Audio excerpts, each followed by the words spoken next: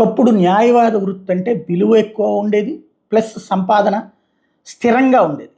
ఇప్పుడు రాజకీయ ఎజెండాలు లేకపోతే గనక ఎవరితో ఒకళ్ళతో మేనేజ్ చేసుకునేటటువంటి లాయర్‌లకు సంబంధించి తప్పించి మిగతా వాళ్ళు నానా తిప్పలు పడుతున్నారు. అసలు ఆ వృత్తి మీద బ్రతికే ఉద్దేశ్యం లేదు, ఓపిక లేదు చాలామందికి.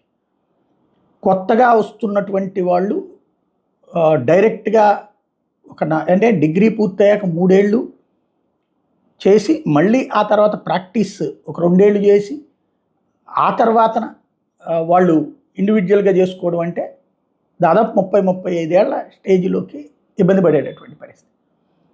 ఇంకోటి తర్వాతనైనా గ్యారంటీ ఉంటుందంటే చెట్టు కింద ప్లేడర్ జీవితాలు చాలా ఉన్నాయి.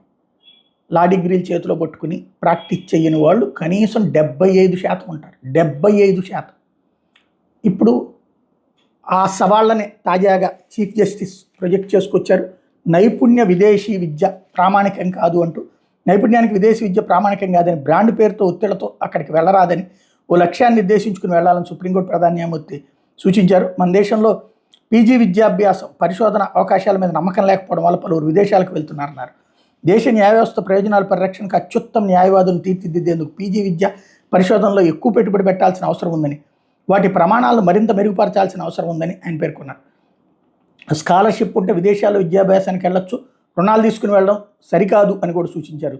విదేశీ విద్యాభ్యాసంతో ఒక్కో కుటుంబంపై 60 లక్షల నుంచి 70 లక్షల భారం పడుతుంది. అప్పులు చేసి పంపిస్తున్న కుటుంబాలు వాటిని తీర్చలేక ఇబ్బందులు ఎదుర్కొంటారు. దానికంటే కొద్దిపాటి పెట్టుబడితో ఇక్కడే ప్రాక్టీస్ ప్రారంభించి కొంత ఆర్జించిన తర్వాత విదేశాలకు వెళ్ళి చదువుకోవచ్చు అన్నటువంటిది ఆయన చెప్తున్నటువంటి చాలా మంచి సూచన. ఎంతమంది అమలు చేస్తారో చూడాలి.